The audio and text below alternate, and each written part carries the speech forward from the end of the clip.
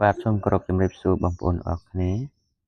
ថ្ងៃនេះខ្ញុំនឹងចេញវីដេអូមួយសម្រាប់ចែកជូនបងប្អូនយើងទាំងអស់គ្នាដែលមិនទាន់ចេះយើងបិទសចេះហើយយើងបើកវីដេអូរូបរហូតបងប្អូនណាយើងបិទទៀត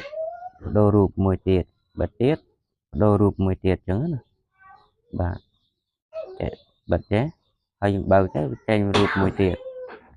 អញ្ចឹងវាចេញរូបមួយទៀតបងប្អូនណាហើយបងប្អូនជួយតាមដានទស្សនាទាំងអស់គ្នាបាទមុនដំបូងយើងចុចកន្លែង setting នេះបងប្អូនសម្រាប់ទូរស័ព្ទ Honor ទូរស័ព្ទផ្សេងបងប្អូនអាចចុច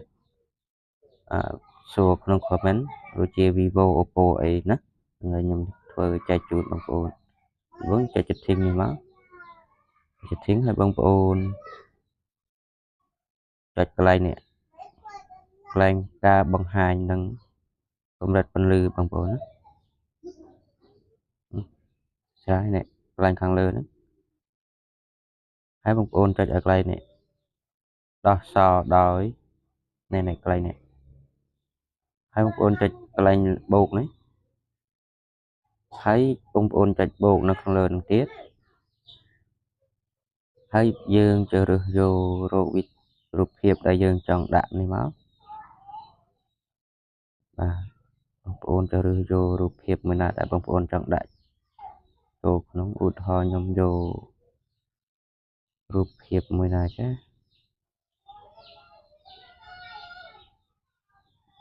បាទបងប្អូនរូបភាពមួយណាក៏បានដែរឧទាហរណ៍រូបភាពមួយនេះចុចឆ្លេះមកចុចឆ្លេចអញ្ចឹងមកហើយចុចនេះបញ្ចូលជាមកវានៅខាងលើនេះហ៎បងប្អូននេះរូប3ហ្នឹងបាទហើយយើងចុចចេញមកវិញមកចុចចេញមកវិញទាំងអស់ហើយយើងបិទសមកបិទទៅ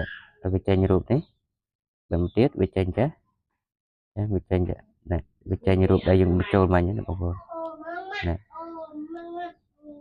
នេះបងប្អូនបាទប៉ុណ្ណឹងគឺដូចស្រេចហើយបងប្អូន